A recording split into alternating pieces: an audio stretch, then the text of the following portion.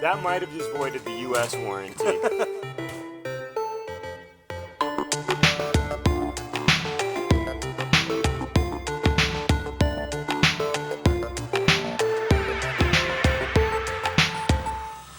Hello, Moon.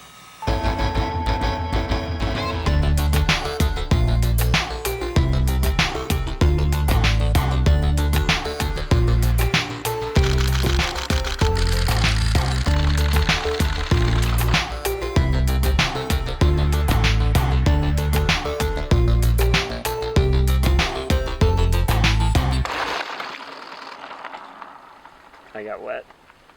Oh, you know what the issue is? What? Rex Lint is blocking the whole The whole frame is Rex Lint.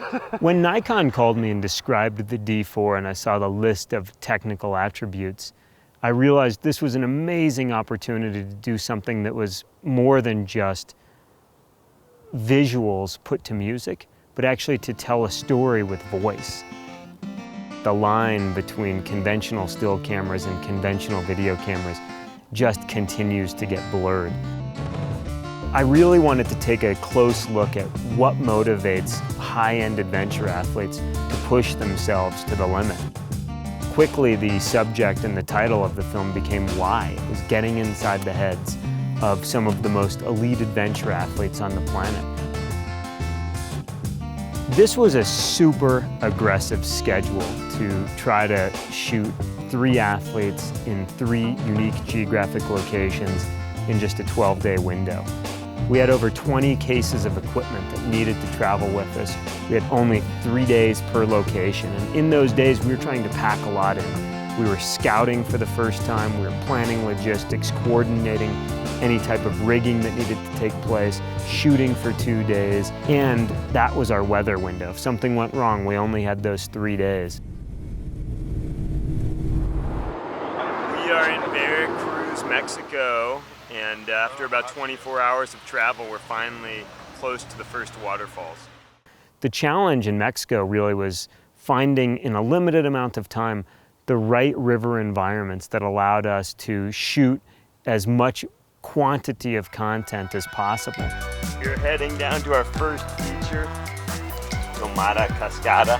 We're excited about it because it looks great, but Dane's got to be able to run this thing without dying. We knew we were going to be limited by how many times Dane was willing to drop the big waterfalls. It's a lot of impact on the body. There's definitely risk. It's definitely dangerous. This is doable. This is definitely, I'm glad it's And it turned out that Dane ended up dropping one of the largest waterfalls of his life, Tamata Falls. It was a great privilege to be able to capture something that was actually both meaningful for the film, but also meaningful in turn for Dane.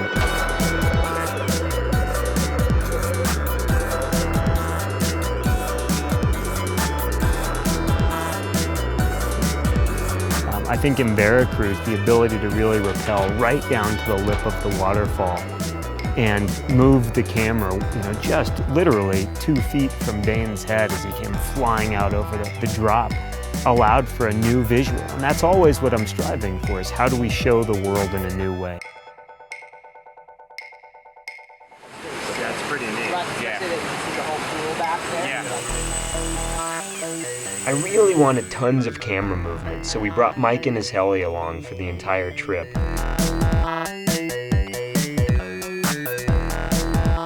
We tried to be methodical and safe about each shot, but on day 2 we pushed it a little too far. We got a ditch in the woods.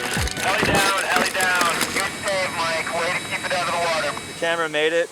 The chopper's mostly intact, and it'll live to fly another day. Yeah. One of the things you don't see in the Why film is actually where we were, like the idea that we're in Mexico. We're in the heart of Mexico in Veracruz, where the culture is alive, the colors are vibrant, the food is fantastic, there's cold beer at every meal. And that's really something that with more time I probably would have included in the film, but there's a point at which you have to decide what is the core story. And the color of Mexico just didn't fit into that. This is the other 50% of what we do when we're not shooting. We're really just baggage handlers. Photography and filmmaking require a lot of gear. We pack, unpack, repack, unpack, travel a little bit, then pack and unpack a handful of times. Over the years, I've spent a lot of time in Moab, Utah, and it's one of my favorite destinations because of the fantastic landscape, red rock, and some of the most brilliant, vibrant light that I've ever seen. And when you put a great athlete like Rebecca Rusch on a bike that she can seemingly ride any place, nothing's too difficult, I knew we had the ingredients for putting together a great segment for Rebecca.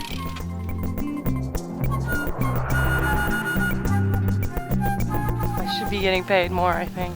Please, Rebecca, do you think maybe you could ride a little? Hello, is this Rebecca's agent? Yeah, we're done with her. She's a pain. No, I'm not pissed. Responsibility. Hello. Hello world. Hello world. Hello world. Every day we create like 200, 300 gigs a day. Tons of cards. We only use Extreme Pro cards. They're the best we got out here. Download them, triplicate to the hard drives, verify all 3 hard drives and make sure they're there.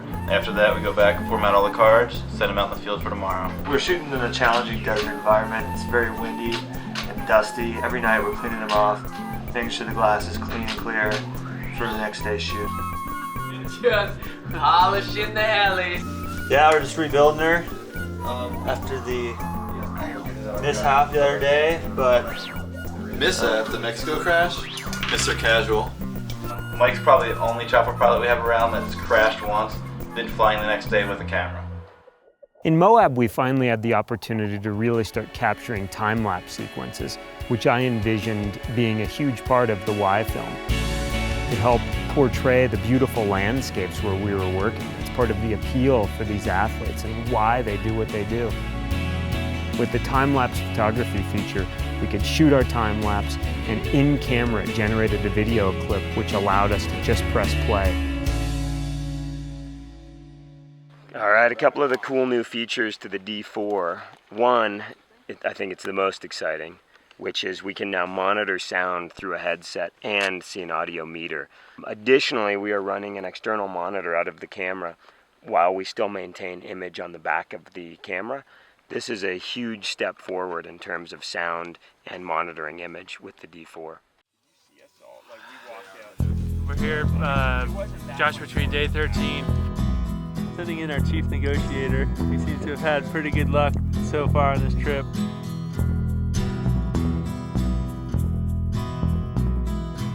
By the time we arrived in Joshua Tree National Park, as a crew, we really had our act together. We knew what we needed to accomplish. We'd been checking stuff off the shot list. We had a lot of content in the can. You know, there are these amazing piles of rock out in the desert, and on those piles are these hidden gems, which are rock climbs. There's cool caves to climb through and amazing vegetation. And that's really part of the experience for any visitor to the park, is being in this wild, moon-like landscape.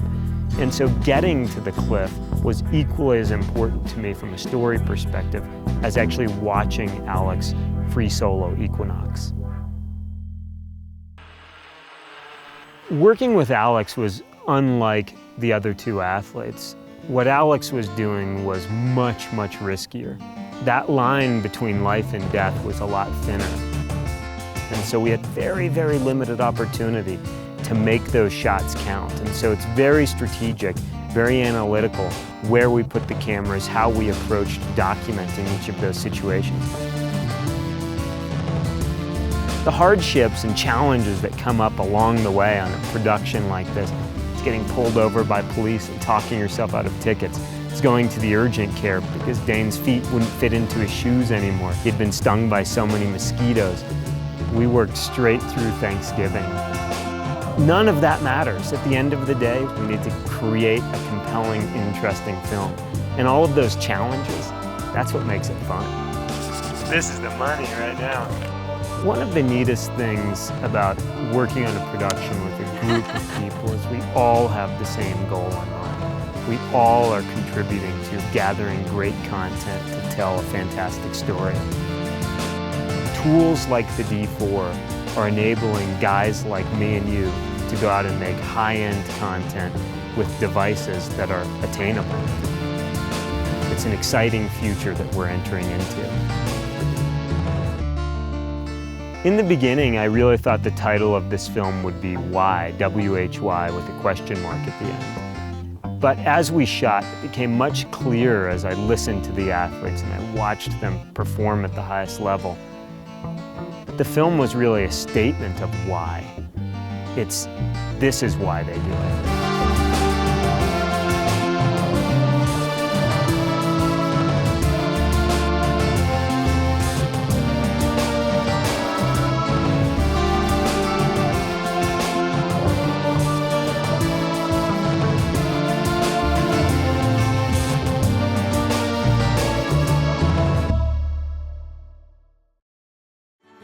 I put together a team of people that I really wanted to spend time around, but who were also equally as passionate about telling the story of why. And it's that camaraderie. It's when you're exhausted and you're working hard, and you still need to be able to look at the folks you're working with and have a big smile on your face, because this is what you love doing.